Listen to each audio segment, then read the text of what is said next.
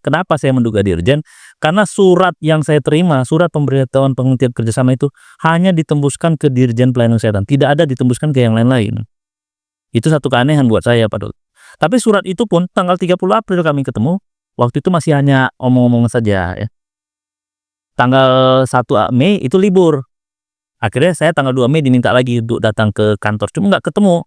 Saya sudah 1 jam nunggu di kantor. Saya tunggu, nggak ada, akhirnya dikirim WA oleh Direktur Rumah Sakit Adam Malik yang isinya seperti sudah beredar bahwa saya diberitahukan dihentikan kerjasama dengan saya, yang intinya saya tidak boleh lagi bekerja di Rumah Sakit Adam Malik. Jangan dilanjutkan ugal-ugalan. Ini kalau ugal-ugalan tuh bisa nabrak sana nabrak sini, malah yang terjadi keributan. Dan kalau keributan terjadi di rumah kita sendiri, orang nggak akan mau datang ke rumah kita. Rumah-rumah sakit akan ditinggalkan. Dan ini memberi peluang, ya, peluang yang tidak menyenangkan. Kalau Pak Menteri kita mengatakan jangan berobat ke luar negeri, lah ini kan jadi seakan-akan mendorong orang pergi keluar. Karena yang di dalam nggak beres. Jantung bocor bawaan, dan lain-lain. Dan pada saat itu, bahkan mungkin pada saat ini, Dr. Rizky itu kan masih terikat dengan menangani sejumlah pasien. Ya kan? Iya. Dan karena itu, nggak boleh dihentikan secara tiba-tiba, rem dadakan. Apa bisa seorang pilot dicabut lisensinya ketika dia sedang terbang dari Budapest ke Singapura? Di tengah jalan dia nggak punya license lagi sebagai pilot.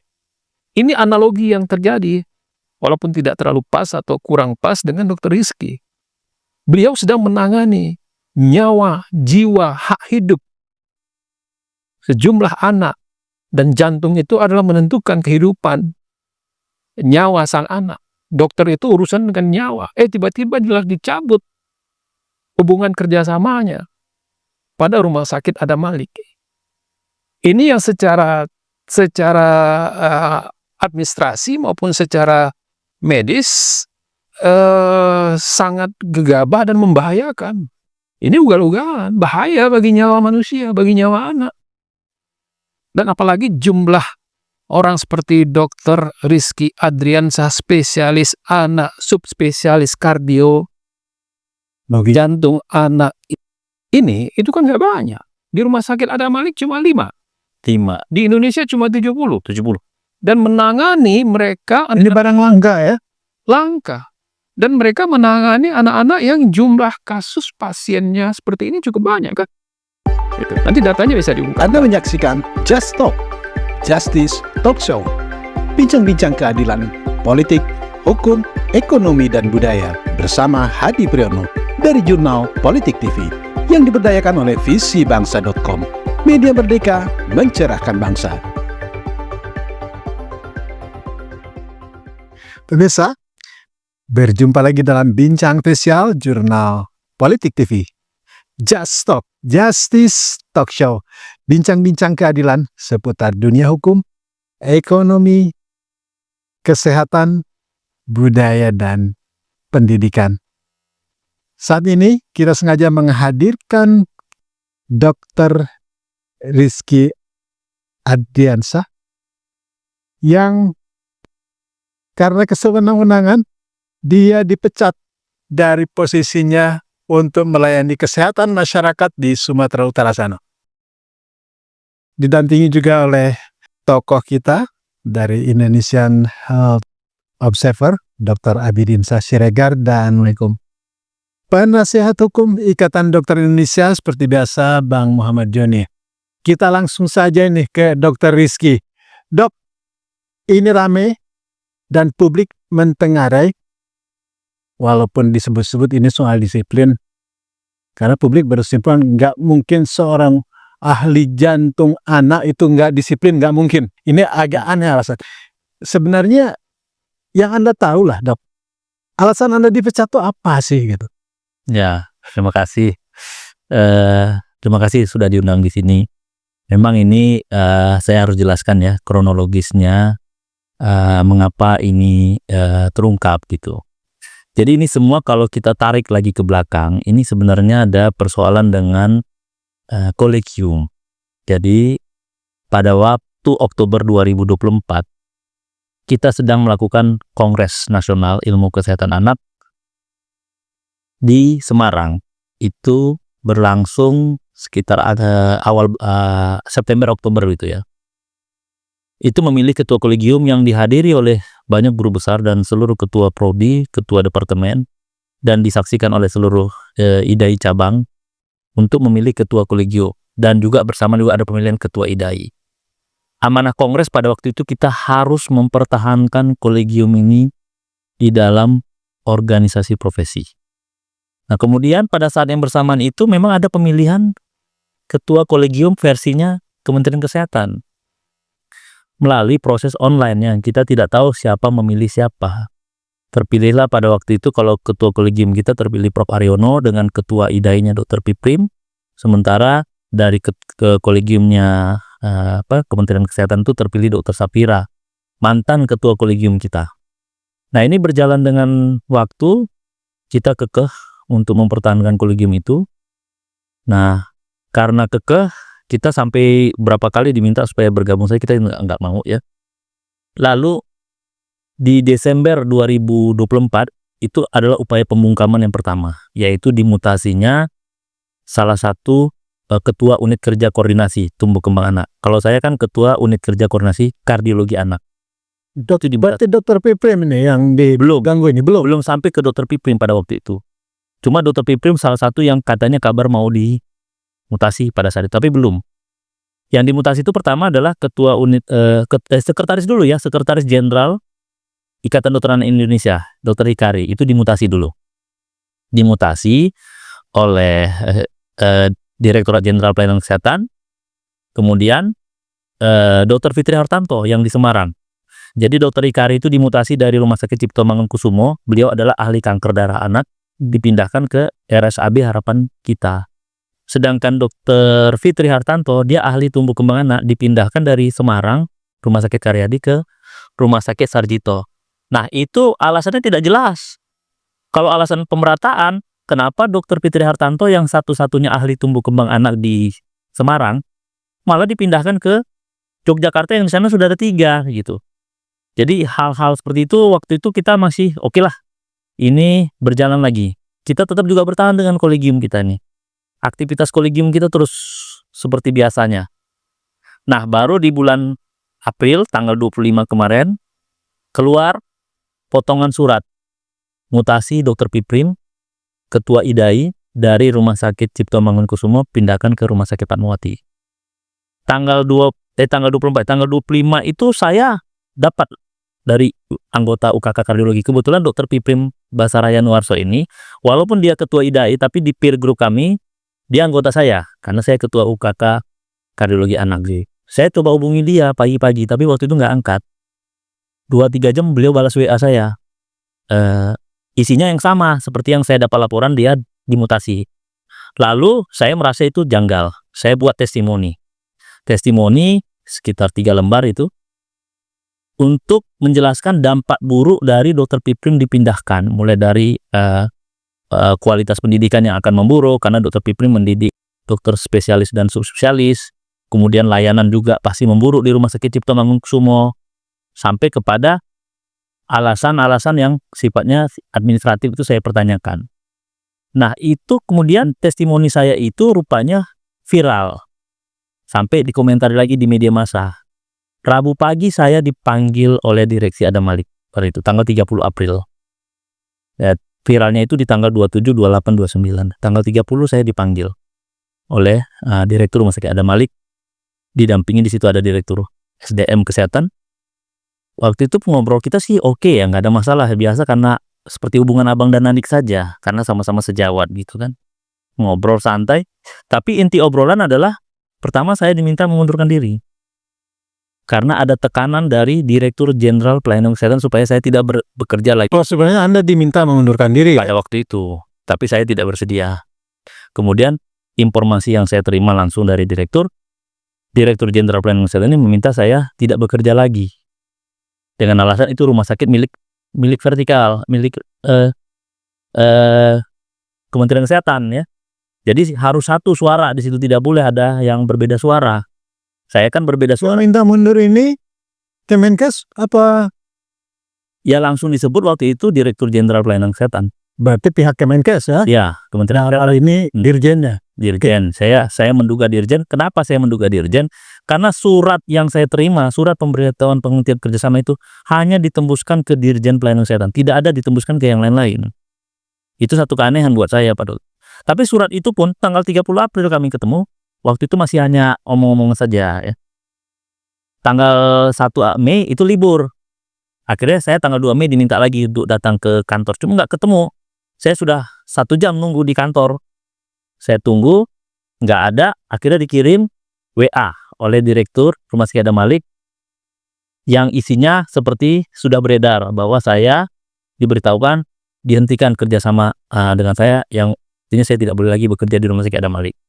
Nah itu, karena itu suratnya ke saya kan statusnya ASN Kementerian Pendidikan. Jadinya saya laporlah ke atasan saya dulu. Atasan saya itu ada ketua departemen, ada dekan. Saya lapor ketua departemen waktu itu, ya dia juga setuju menunggu sikap dekan ya. Dekan, lapor dekan, karena Jumat waktunya sempit, saya diminta datang hari Senin. Nah, Senin saya menghadap ke dekan. Dekan juga nggak tahu sebenarnya masalah dan tidak ada komunikasi formal yang dalam bentuk surat menyurat. Yang mungkin komunikasi non formal mungkin ada, saya nggak tahu. Komunikasi formalnya nggak ada, sehingga dekan pada waktu itu bingung juga mau menindaklanjuti seperti apa terhadap kasus yang sedang saya hadapi. Akhirnya saya mengajukan surat keberatan. Saya berkonsultasi juga dengan Pak Muhammad Joni, buat surat keberatan terlebih dahulu. Setelah itu saya buat surat keberatan. Nah, berdasarkan surat keberatan itulah dekan mau membuat surat ke Rumah Sakit Adam Malik untuk mempertanyakan alasan pemberhentian saya. Nah, pada saat itu biasanya beredar di media massa, terutama di Kompas dan di SWE, dibilang saya punya masalah kedisiplinan. Saya diberhentikan karena punya masalah kedisiplinan. Wah, saya jadi makin terkejut kok malah. Sumber beritanya menurut media Dari Humas Kementerian Kesehatan. Nah, jadinya saya merasa ini, saya pribadi masih ya waktu itu merasa apa ini bagian pencemaran nama baik. Saya nggak tahu ya. Saya bertanya sebenarnya apa yang dimaksud dengan masalah kedisiplinan. Akhirnya saya berkonsultasi dengan Pak Muhammad Joni, harus buat surat hak jawab namanya. Hak jawab saya sampaikan ke media tersebut. Awalnya saya kan nggak punya akses ya. Jadi saya jawabnya lewat media sosial saja gitu. Jadi itu kronologis dari pemberhentian saya. Nah, jadi kalau mau diakumulasi sikap IDAI selama ini, kenapa bisa ada kita buat doa bersama ya selama 3 hari berturut kemarin itu secara daring, itu adalah suatu akumulasi yang sudah berjalan persoalan ini sejak. bisa disimpulkan bahwa pemecatan Anda itu ya sebagai bagian dari upaya pembungkaman karena ada 2 kolegium yang akhirnya muncul, versi Kemenkes dan versi teman-teman di Itu nanti bisa Anda simpulkan seperti itu? saya bisa menyimpulkan seperti itu berdasarkan apa yang saya alami. Apa yang saya alami, juga pengurus IDAI yang diberhentikan, kita mengalami seperti itu. Dan saya rasa kalau nanti soal pembuktian, nanti kan itu persoalan yang di pengadilan ya, membuktikan itu semua. Apakah benar saya akhirnya memilih melakukan hak-hak Anda lewat jalur hukum ya? Ya, tentunya ini karena udah menyangkut persoalan hukum, saya yang pertama yang saya lakukan adalah memberikan klarifikasi dulu kepada terutama pasien-pasien saya ini. Yang bertanya pasien-pasien saya kan bertanya, "Dokter Isi, sebelumnya kan beritanya begini ya, kok tiba-tiba ada berita dokter punya masalah disiplin?" Saya harus menjawab ratusan WA dan di Instagram itu kan satu persatu susah juga. Akhirnya saya umumkan saja di media sosial saya bahwa saya tidak punya masalah disiplin. Saya tidak pernah mengalami sidang disiplin baik di komite medik maupun di majelis disiplin profesi. Nah, bagaimana ini mungkin penting reaksi atau hal-hal yang muncul pada pasien dan keluarga pasien Anda yang Anda tangani? Ini kan tiba-tiba Tiba-tiba memang semuanya masih bertanya lewat WhatsApp ya, bertanya lewat media sosial karena ada pasien saya yang berkomunikasi dengan saya lewat media sosial yang bertanya. Ya, saya lihat secara umum ya mereka itu sedih mengapa ini terjadi dan mereka juga berharap saya tetap bisa bekerja seperti biasa. Pelayanan terhadap pasien terganggu atau tidak? Ya tentu terganggu karena sebagian besar pasien saya itu di Rumah Sakit Adam Malik. Sebagian besar ya karena itu kan rumah sakit rujukan. Walaupun di sana ada rumah sakit swasta tempat saya berpraktek, tapi dari segi fasilitas dan lain-lainnya itu memang kalau ada kasus saya rujuk lagi ke Rumah Sakit Adam Malik. Nah, karena di Rumah Sakit Adam Malik bisa saya kerjakan kasus misalnya intervensi non bedah ya, misalnya menutup VSD, menutup jantung bocor, itu di rumah sakit swasta yang di tempat yang saya praktek di satu lagi itu nggak bisa, saya rujuk lagi ke Adam Malik. Jadi kalau sekarang ini situasinya seperti ini, kalau saya pun ketemu kasus di rumah sakit swasta tersebut, saya rujuk ke adik kelas saya yang ada di Rumah Sakit Adam Malik. Saya sudah bilang sama mereka, ini ada 4 lagi di sana yang menjadi ahli jantung anak. Saya udah bilang, kalian tetap bekerja seperti biasa, jangan gara-gara ini pasien terlantar, ini jangan kasus ini. Tapi bukan tidak mungkin pasien akan terlantar ya? Ya itu masyarakat lah yang nanti merasakannya seperti apa, kan saya nggak bisa menilainya. Oke, ditahan dulu Dokter Rizky, kita ingin konfirmasi ke senior kita. Bang Bidin, ya kan Dr. Abidin Siregar ini kan observer kesehatan ya kan di Indonesia. Dok, ini perdebatannya bukan soal perdebatan canggih, perdebatan akademik seputar bagaimana semakin meningkatkan layanan kesehatan, tapi ini seperti perseteruan politik, ya kan? Antara, ya mestinya kan Ikatan Dokter Anak Indonesia, IDAI itu kan menjadi mitranya Kemenkes. Tapi ini seolah tergambar ini berhadap-hadapan. Lalu sampai akhirnya ada pemecatan yang ujung-ujungnya mengganggu layanan kesehatan. Pengamatan Anda gimana, Dok? Ya, baik. Terima kasih Bung Adi dan kawan-kawan, Pak Joni dan Dr. Rizky. Saya tadi mendengar dan membayangkan begitu ya, hampir 40 tahun masa kerja saya di pemerintahan ya. Bukan tidak ada masalah seperti yang dialami oleh Dr. Rizky ya. Tetapi mendengar cerita ini, ada yang alpa dilakukan sebagai sebuah lembaga negara ya. Dalam hal ini Kementerian Kesehatan atau Direktorat Rumah Sakit Haji Adam Malik ya, di mana mekanisme pemberhentian hubungan kerja itu tidak melewati suatu sistem tata cara pengambilan keputusan atas sebuah masalah. Bahwa dalam ketentuan kepegawaian itu tidak boleh dilakukan semena-mena.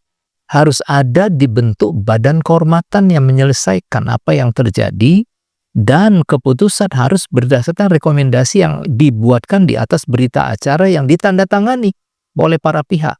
Apalagi ini namanya kontrak kerja bersama. Jadi kedua belah pihak, Dr. Rizky dan rumah sakit atau Kementerian Kesehatan, itu kedudukannya tidak saling mengatasi dan membawahi. Itu setara, kerjasama. Karena yang dikerjasamakan itu bukan jabatan, tapi fungsi. Dan fungsi yang dipegang oleh Dr. Rizky itu adalah fungsi melayani publik, yang mana publik itu milik Gubernur Sumatera Utara atau Wali Kota Medan. Yang bagaimanapun sebelum diputuskan, mereka-mereka itu juga akan diminta pendapat. Jadi nggak boleh ujuk-ujuk tiba-tiba dibuat sebuah keputusan sepihak tanpa penyelesaian. Nah, efeknya begini kan, jadi ribut. Dan ketika ini ribut, bagi Dr. Rizky ini sebuah ketidaknyamanan ya. Tetapi ada hal yang lebih berbahaya. Masyarakat jadi ragu. Saya mau berobat kemana? Dengan siapa? Kok begini ya? Ada apa ya? Setiap dokter itu sudah punya prestasi. Dr. Rizky punya prestasi.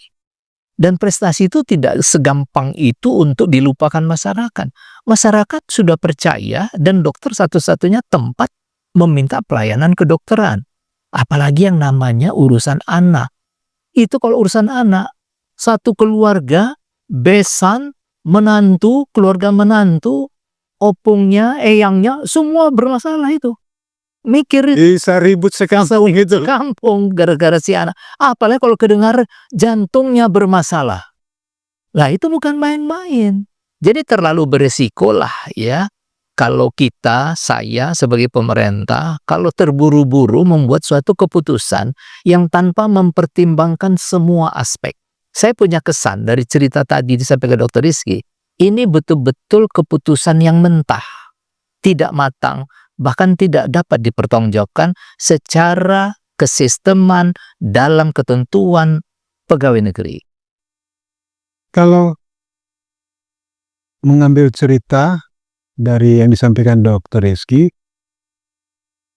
bisa nggak disimpulkan, ini kan terkesan Menteri Kesehatan kita ini ugal-ugalan, memberhentikan, mencopot orang seenaknya, kalau dari cerita yang ada. Anda setuju nggak? Ini menteri yang ugal-ugalan nih Menkes ini. Ya, kita juga jangan buru-buru mengatakan menterinya yang ugal-ugalan gitu ya. Jangan-jangan beliau terpancing oleh informasi yang tidak seimbang dari staf kiri kanan. Keputusan itu kan butuh kematangan. Tetapi memang kalau yang berkenaan dengan kebijakan yang bersifat nasional atau institusi yang terkait dengan struktur nasional, pimpinan nasional, apakah namanya menteri atau setaraf dengan menteri, itu harus benar-benar harus hati-hati. Justru di level tingkat nasional, sistem itu udah lengkap. Ada lembaga yang menyelesaikan perselisihan, ada lembaga yang menyelesaikan pelanggaran, ada sistem yang mengatasi problem etik, disiplin, maupun pelanggaran peraturan umum. Ya, kita dulu punya yang namanya Konsil Kedokteran Indonesia. Saya dulu sekjen yang pertama di sana tahun 2005 sampai 2007. Ya, bagaimana ketika Indonesia belum punya pengalaman punya konsil, kita belajar ke banyak negara di dunia untuk menemukan model yang benar.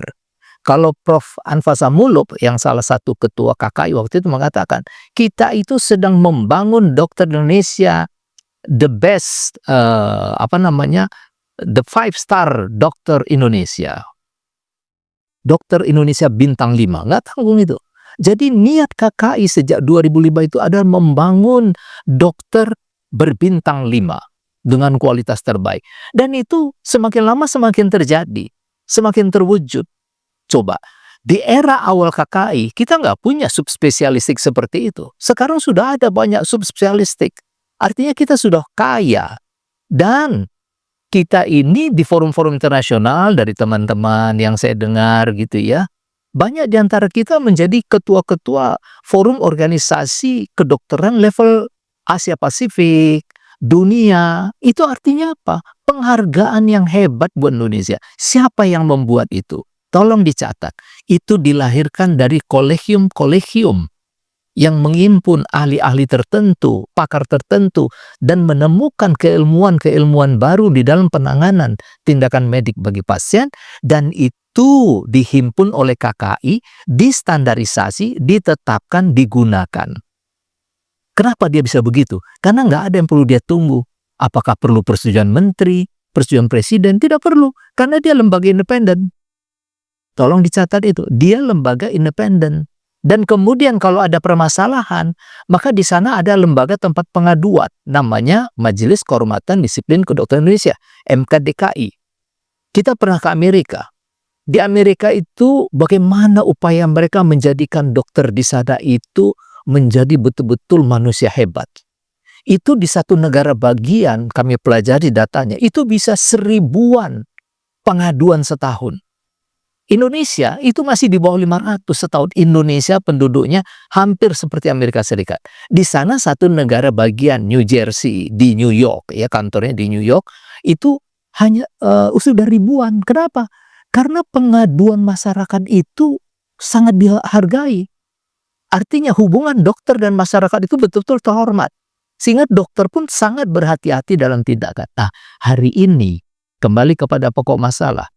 Dengan kita kehilangan seorang dokter subspesialistik bedah jantung anak, itu tidak mudah menghasilkan itu. Tidak mudah.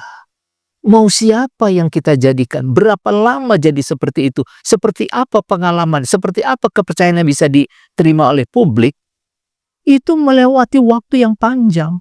Maka perlakuan kepada Dr. Rizky menurut pertimbangan observer ya, dari organisasi saya sebagai pendamping kemitraan pemerintah dan melihat secara kritis setiap masalah supaya tidak menimbulkan permasalahan, maka itu keputusan yang tidak tepat.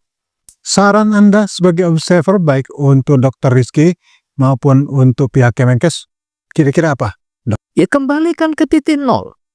Jangan lanjutkan keributan ini. Tadi Anda sebut ugal-ugalan. Jangan dilanjutkan ugal-ugalan. Ini kalau ugal-ugalan tuh bisa nabrak sana nabrak sini, malah yang terjadi keributan. Dan kalau keributan terjadi di rumah kita sendiri, orang nggak akan mau datang ke rumah kita. Rumah-rumah sakit akan ditinggalkan. Dan ini memberi peluang, ya, peluang yang tidak menyenangkan. Kalau Pak Menteri kita mengatakan jangan berobat ke luar negeri, lah ini kan jadi seakan-akan mendorong orang pergi keluar.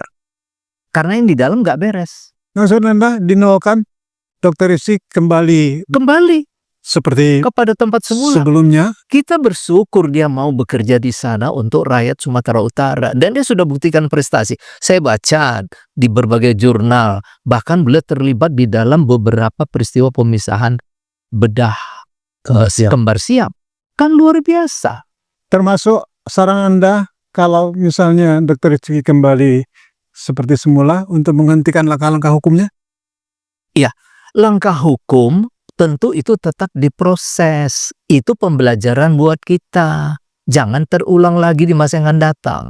Saya pikir Bung Joni lebih pas menjawab seperti itu. Baik, kita akan konfirmasi ke penasehat hukum Ikatan Dokter Indonesia ya. Saya nggak tahu apakah juga di Ikatan Dokter Anak Indonesia Bang Joni juga mengambil posisi yang sama, memperjuangkan para dokter-dokter ini. Bang Joni, ini menarik kasus Dr. Rizky ini. Selentingan kabarnya Anda juga tertarik untuk ikut menangani kasus Dr. Rizky. Sebenarnya gimana sih kasus Dr. Rizky ini? Yang pertama disclaimer dulu. Saya dalam hal ini bukan sebagai kuasa hukum Ikatan Dokter Indonesia, tapi untuk kasus yang lain, untuk judicial review ke Mahkamah Konstitusi dan perihal pencabutan lembaga pendidikan, pelatihan dan pengembangan sumber daya manusia LP3SID itu saya kuasa hukumnya. Tapi dalam kasus Dr. Rizky ini saya juga sudah dapatkan kuasa dari Dr. Rizky. Saya melihatnya seperti jantung seorang anak manusia, atau katakanlah jantung anak Indonesia. Jantung anak itu nggak boleh berhenti. Dicabutnya license atau sebagai dokter mitra di Rumah Sakit Adam Malik itu seperti ancaman bagi hak hidup anak Indonesia yang menjadi pasien atau punya permasalahan dalam hal jantung anak, jantung bocor bawaan, dan lain-lain. Dan pada saat itu, bahkan mungkin pada saat ini, Dr. Rizky itu kan masih terikat dengan menangani sejumlah pasien, ya kan? Iya. Dan karena itu, nggak boleh dihentikan secara tiba-tiba, rem dadakan. Apa bisa seorang pilot dicabut lisensinya ketika dia sedang terbang dari Budapest ke Singapura? Di tengah jalan dia nggak punya license lagi sebagai pilot. Ini analogi yang terjadi, walaupun tidak terlalu pas atau kurang pas dengan Dr. Rizky. Beliau sedang menangani nyawa, jiwa, hak hidup sejumlah anak, dan jantung itu adalah menentukan kehidupan nyawa sang anak. Dokter itu urusan dengan nyawa. Tiba-tiba dicabut hubungan kerjasamanya pada Rumah Sakit Adam Malik. Ini yang secara administrasi maupun secara medis sangat gegabah dan membahayakan. Ini ugal-ugalan, bahaya bagi nyawa manusia, bagi nyawa anak. Dan apalagi jumlah orang seperti Dr. Rizky Adriansah, spesialis anak, subspesialis kardio, jantung anak ini, itu kan nggak banyak. Di Rumah Sakit Adam Malik cuma 5. Di Indonesia cuma 70. Dan menangani mereka... Ini barang langka ya? Langka. Dan mereka menangani anak-anak yang jumlah kasus pasiennya seperti ini cukup banyak kan. Gitu. Nanti datanya bisa diungkapkan. Yang kedua, beliau ini juga merupakan pengampu yang untuk membuat lebih kuatnya, lebih berdayanya, memampukan rumah sakit di seluruh Indonesia yang belum punya kompetensi dalam bidang jantung anak, spesialis anak kardio. Dan beliau tuh kesana kemari, itu terbang kesana kemari untuk memberdayakan, menguatkan, memampukan. Beliau sebagai pengampu agar rumah sakit di Indonesia, Aceh, beliau pulang baru kemarin dari Batam, rencana kemarin mau ke Manado, itulah tugasnya. Jadi bukan cuma menangani pasien anaknya, yang sampai saat ini harus berhasil untuk dipertahankan hak hidupnya, tapi juga pendidikan. Dokter spesialis anak, jantung anak yang tidak boleh berhenti karena kebutuhannya tinggi. Nah, karena itulah maka ini ugal-ugalan dan secara hukum ini melanggar hukum. Kenapa? Kalau dasarnya itu adalah disebutkan pasal 19 ayat 2, nggak ada alasannya memberhentikan Dr. Rizky. Saya sudah diskusikan dan sudah telah nggak ada alasannya berdasarkan perjanjian itu. Karena ini langkah-langkah yang salah, melanggar hukum dan tendensius, gitu. Itu yang kedua. Yang ketiga, ini kan bukan hanya urusan Dr. Rizky pribadi dan urusan dengan pasien anak dan urusan dengan pendidikan. Ini urusannya juga dengan ilmu pengetahuan yang harus dijaga agar tidak sembrono menggunakan ilmu kedokteran, gitu kan.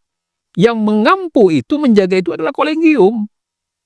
Beliau ini adalah salah satu yang mengampu ilmu kedokteran anak, UKK kardio anak, yang dalam hal ini menjaga agar ilmu kedokteran jantung anak itu betul-betul patient safety dan fit for practice.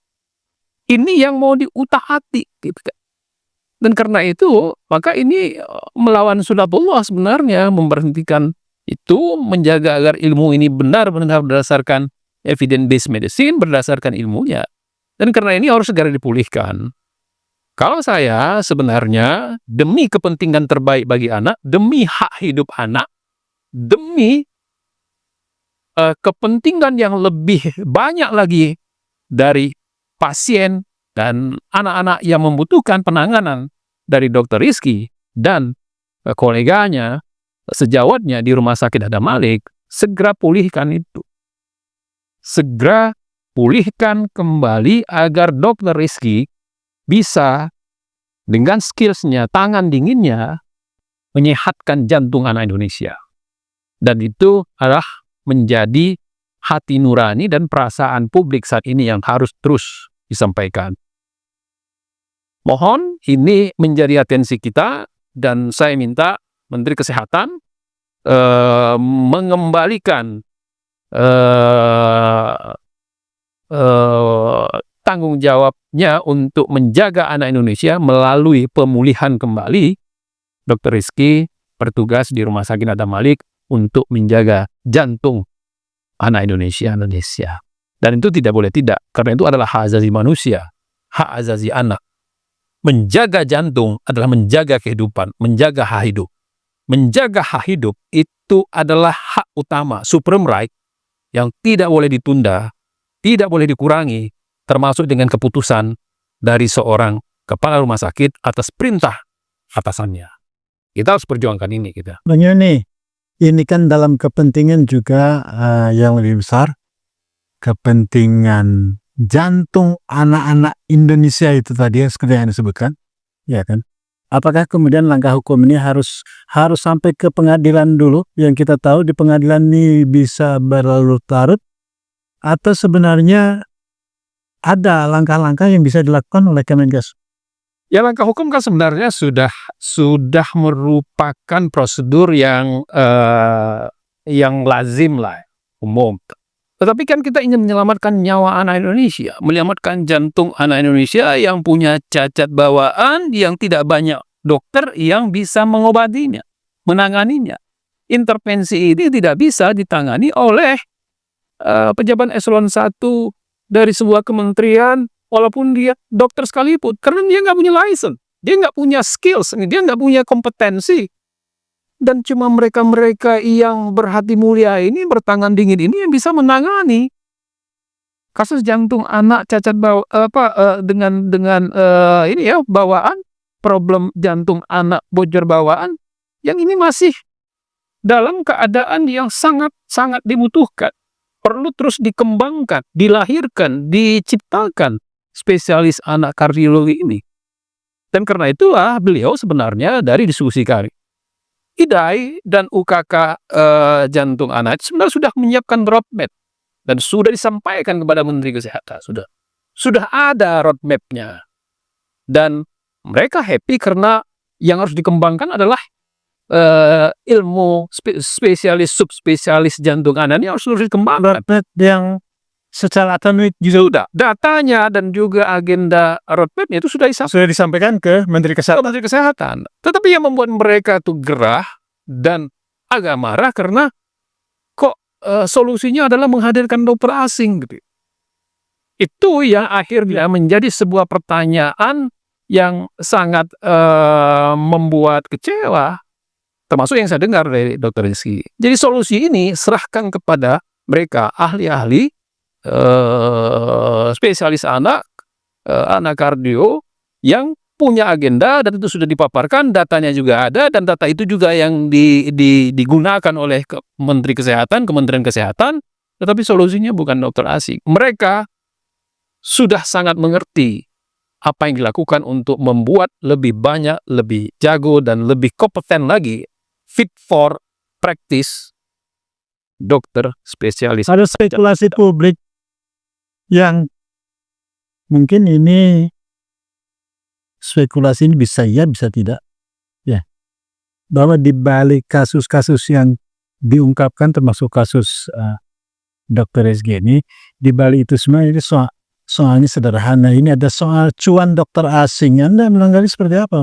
Ya, itu kan sudah kentara dengan konsideran undang-undang kesehatan itu kan adanya industri kesehatan.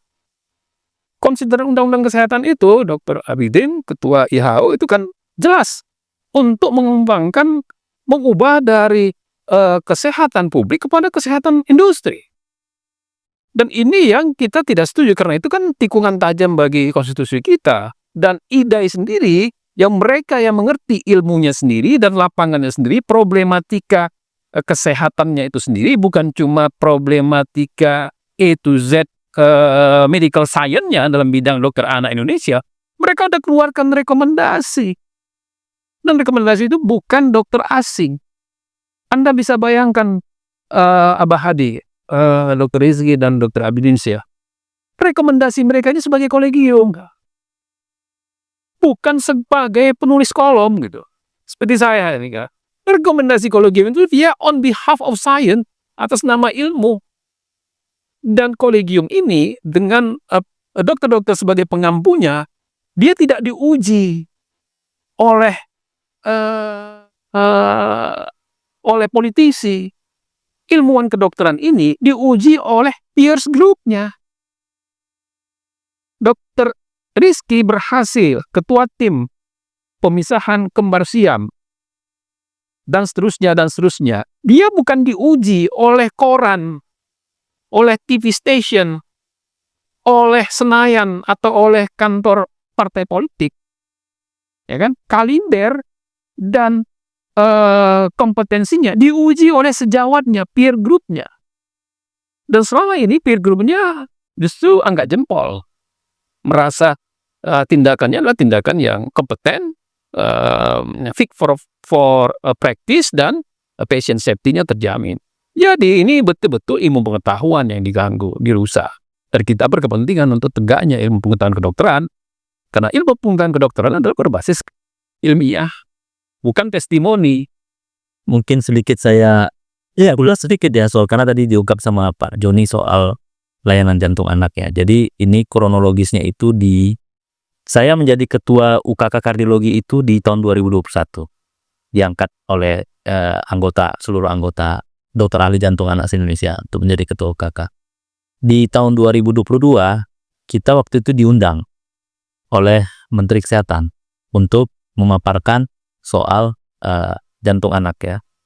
Nah, pada waktu itu juga sebenarnya sifatnya awalnya lewat Zoom ya pertemuan, karena waktu itu beliau lagi kalau nggak salah lagi di NTT, jadi pertemuan pertama itu lewat Zoom.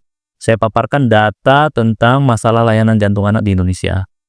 Dari Aceh sampai Papua, terkait dengan sumber daya manusianya, terkait layanan mulai dari di tingkat masalah di layanan primer sampai kepada pusat rujukan di mana masalahnya, kemudian adanya ketimpangan distribusi dokter jantung anak, itu kita paparkan. Pada waktu itu, bagus sekali, saya terus terang bangga juga nih punya Menteri Kesehatan ya, dia atensinya sangat tinggi pada waktu itu untuk oke, minta ketemu, langsung beliau minta kita tuh datang untuk di pertemuan beliau di akhir Desember itu kalau nggak salah, Desember 2022. Kita kasih masukan data juga waktu itu dari Pak Menteri. Berapa data penyakit jantung bawaan di Indonesia. Saya perkirakan Pak, ini 1 dari 100, kalau kita ikut data global, 1 dari 100 bayi baru lahir itu ada penyakit jantungnya. Jadi kalau sekarang angka kelahiran Indonesia misalnya 5 juta, berarti setiap tahun tuh lahir 50.000 Pak, saya bilang. 50.000 Pak ini setiap tahun dengan penyakit jantung bawaan. Dan 25% itu kritis. Beliau itu waktu itu atensi tinggi. Jadi mau diapakan? Dia harus dilakukan intervensi pada waktu itu saya bilang. Intervensinya itu pada saat itu yang betul-betul paripurna hanya ada 2 rumah sakit. Yaitu Rumah Sakit Cipto Mangunkusumo dan Rumah Sakit Jantung Harapan Kita. Lalu gimana? Ya pasien semuanya dirujuk Pak ke sana di Jakarta. Itu kalau yang ada duitnya. Makanya kapasitas dan kemampuan rumah sakit di seluruh Indonesia yang bisa menangani itu dari yang 12.000 itu 6.000. 6.000 lagi gimana? Ya keluar juga. Waktu itu bukan hanya kita ya diundang ya, ada juga dari Perhimpunan Bedah Jantung ya, Himpunan Bedah Toraks, kemudian dari Perhimpunan Kardiovaskuler itu diundang, kita rame diundang. Kita waktu itu satu misi waktu itu, ini atensi Pak Menkes tinggi sekali untuk layanan jantung anak. Kita ceritakan pada waktu itu semuanya dan beliau minta mapping berapa kebutuhan dokter jantung anak di Indonesia, kemudian apa yang harus dibutuhkan fasilitas mulai dari di fasilitas kesehatan primer ya, tingkat primer, itu perlu alat Pak untuk screening, kita bilang pulse oximeter, itu harus kita beli di setiap puskesmas. Wah, kita senang, harus dilatih semuanya. Kemudian perlu ada USG Pak, supaya bayinya jangan didorong-dorong ke itu, supaya jangan bayinya nanti kedinginan. Itu perlu alat USG jantung khusus yang memang ada di ruang bayi, tidak boleh digeser ke tempat yang lain supaya bayinya nggak rentan infeksi, nggak rentan kedinginan. Atensi tinggi saya sampai kepada pusat rujukan itu kita bahas bersama. Nah, singkat cerita, tentu ini apa instruksi menteri kan harus diterjemahkan oleh bawahannya ya. Itu, dan itu akhirnya setelah itu ada pertemuan rutin dengan jajaran-jajarannya, ada yang terkait dengan Alkes, ada yang terkait dengan SDM, pelatihan, itu kita rutin untuk melakukan pertemuan-pertemuan itu, baik lewat daring maupun langsung kita diundang ke Kementerian Kesehatan. Jadi bagus itu, bagus, saya sudah senang. Wah, saya ini belum ada Menteri Kesehatan yang begini, saya bilang kan, jempol nih, waktu itu saya udah senang banget gitu ya. Tapi saya mulai terkejut itu di tahun 2024 di awal atau waktu itu memang ada tim Arab Saudi yang mau datang ya ke Medan untuk mereka mau sebenarnya bukan mau berpraktek, tapi mereka melakukan pengabdian masyarakat seperti ya itu sebenarnya sudah sering dilakukan di Tolkon dulu juga begitu, dari luar negeri datang mereka, Dan hal yang biasa ya. hal yang biasa. Kalau kita pun senang kan, artinya ada orang luar negeri datang mau ngajarin kita kan, kita senang, ada ilmu baru nih gitu kan. Tapi yang saya agak kesalnya pada waktu itu Pak Menkes menggunakan data kita ya waktu itu yang kita berikan itu sebagai motif kita dokter asing perlu praktek di Indonesia. Nah itu ada beritanya dan saya terus terang agak kaget. Itu tidak pernah ada pembicaraan sebelumnya seperti itu. Yang kita bicarakan adalah bagaimana meningkatkan kemampuan sumber daya manusia. Mulai dari dokter umum ya, apa yang harus dilakukan di puskesmas, dokter spesialis anak, apa yang harus dikerjakan di rumah sakit, sampai kepada subspesialis kardiologi di rumah sakit rujukan, apa yang harus dikerjakan. Itu sudah ada, tapi kalau cerita dengan data itu kita 6.000 yang bisa ditangani, lalu 6.000 lagi nggak bisa ditangani, sehingga perlu dokter asing. Ini satu konklusi yang menurut saya terlalu tidak ada hubungannya. Kalau dokter asing pada waktu itu misalnya mau mengabdi, melakukan suatu pengabdian masyarakat untuk membantu layanan kita, saya sendiri sebenarnya tidak ada masalah dengan itu. Saya tanya waktu itu sama dia, Ini dalam rangka ini Bang katanya. Kan kebetulan direktur SDM temen adik kelas saya di Medan. Oh ini bagus dong, kita dukung dong. Kan ada dokter dari Arab Saudi mau memberikan bantuan. Oh, orang ada bantuan masa kita larang. Dan saya pada waktu itu terlibat di situ. Cuma yang saya tidak setujunya dengan pernyataan Menteri Kesehatan itu saja. Kalau dokter asingnya pada waktu itu mau membantu ya kita terima. Tapi kalau berpraktek ini kan banyak regulasinya. Jadi beda dia mengabdi untuk membantu dengan dia nanti berpraktek rutin. Itu kan sesuatu yang berbeda. Kalau berpraktek rutin, dokter asing berpraktek rutin tuh regulasinya ada lagi tersendiri. Nggak bisa ujuk-ujuk. Tapi kalau untuk dalam rangka pengabdian masyarakat dokter di sana, ya itu sebenarnya itu bukan hal yang baru. Itu sudah memang sering juga dilakukan. Bahkan kerjasamanya dengan perhimpunan juga ya. Jadi itu hal yang biasa. Nah, lalu saya pakai data itu yang pernah didiskusikan dengan Menteri Kesehatan. Semua data itu saya mau pakai data itu untuk membantah alasan kenapa mutasi dokter Piprim.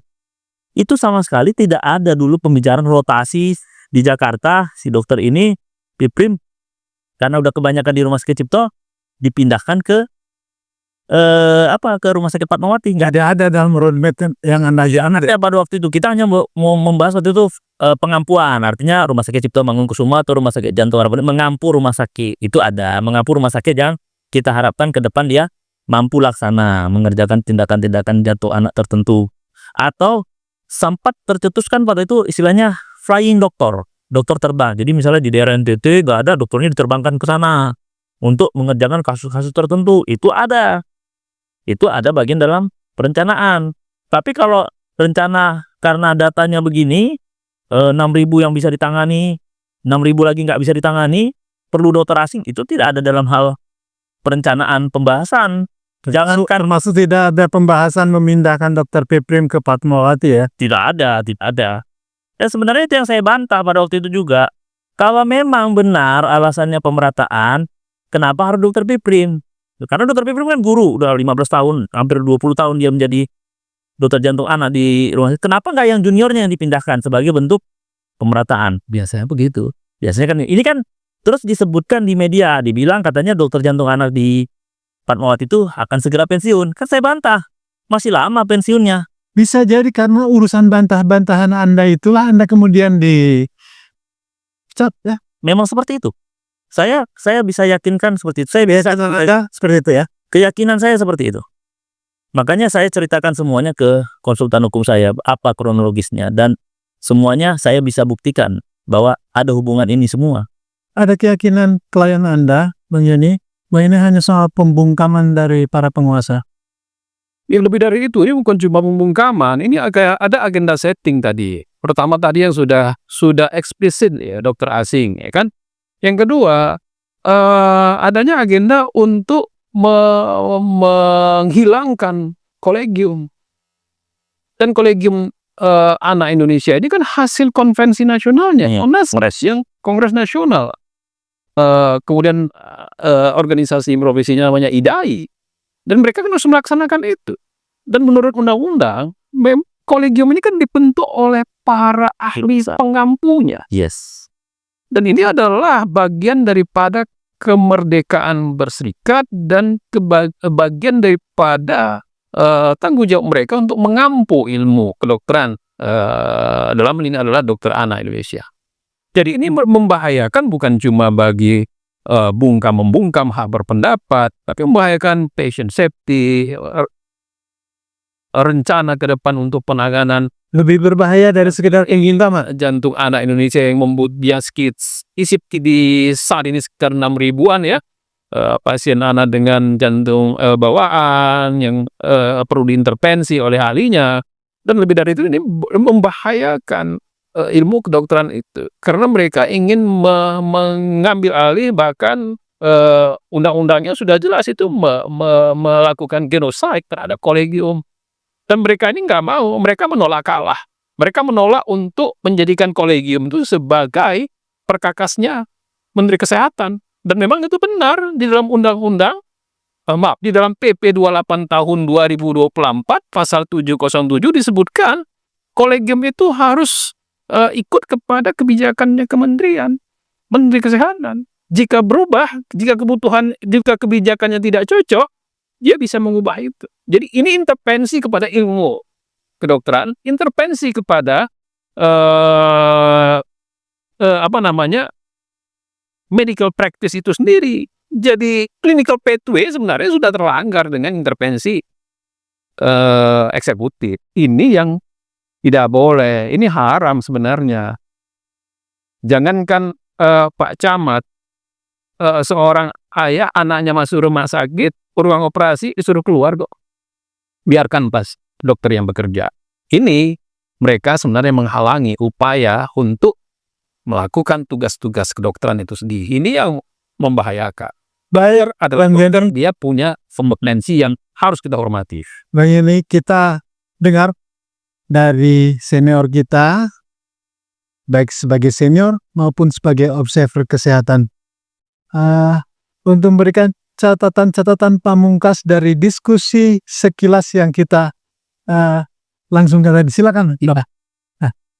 Baik, terima kasih. Saya pikir negara ini dibentuk dengan cara yang sudah baik, ya. Punya konsep ketatanegaraan, dan dalam konsep itu ada yang namanya itu penyelenggaraan pemerintahan yang baik dan benar. Itu diawali dengan perilaku transparansi, keterbukaan. Tadi saya punya kesan, diminta data, tapi diolah untuk kepentingan yang lain. Itu bukan transparan, ya. Apalagi setelah kata transparansi itu ada akuntabilitas. Dia harus berani pertanggungjawaban. Apakah yang akan dia lakukan dan dilakukan itu connecting dengan apa yang menjadi masalah nyata kita di Indonesia. Saya tadi terperangah dengan kasus 6.000 terbantu dan masih ada 6.000 yang tidak terbantu. Yang dalam situasi terancam gangguan jantung yang sangat akut pada umur sangat dini, di mana usia itu tidak punya daya tahan. Sangat rentan. Risiko tinggi. Dan itu berarti kalau diambil pun tindakan untuk yang 6.000 pertama, itu sudah sekitar 20 orang tindakan operatif di seluruh Indonesia dalam sehari. Itu belum tentu juga sukses kalau tenaganya tidak terlatih dengan kompetensi standar yang ditentukan oleh kolegiumnya. Saya mau mengatakan begini, ini tidak urusan pemerintah, ini urusan wilayah profesi yang nggak perlu dicampuri. Tugas pemerintah itu tinggal melihat dan yang disebut dengan pemetaan, di mana ini perlu dikembangkan pelayanannya, SDM apa yang perlu disiapkan.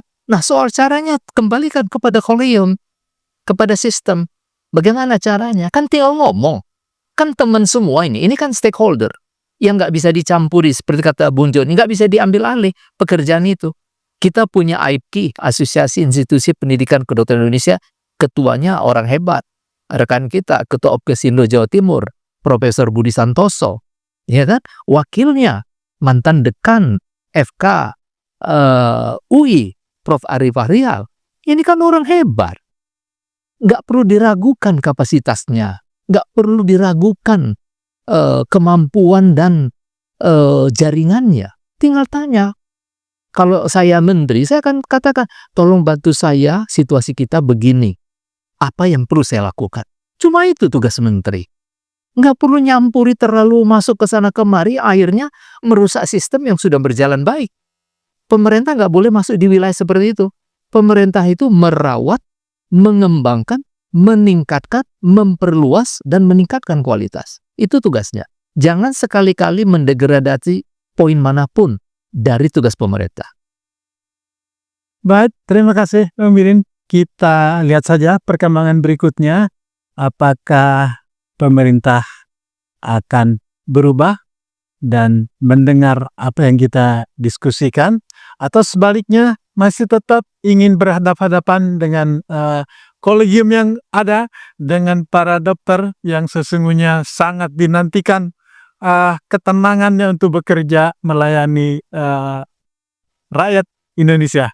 Terima kasih Bang Yeni, Dr. Rizky, dan Sebelum ditutup, kalau dokter terganggu, itu bukan dokter saja yang merasa terganggu, tetapi semua orang Indonesia.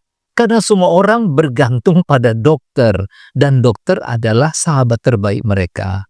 Gitu. Dan keadaan ini harus berubah. Keadaan di mana eksekutif mengintervensi pelayanan, apalagi mengintervensi ilmu kedokteran, nggak ada kalimat yang lain, hentikan.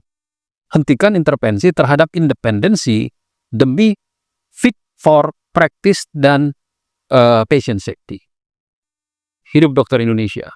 Pemirsa, nantikan telaah bincang-bincang menarik lainnya hanya di Jurnal Politik TV. Media Merdeka, mencerahkan bangsa. Billahi taufiq wal hidayah. Wassalamualaikum warahmatullahi wabarakatuh. Waalaikumsalam warahmatullahi wabarakatuh.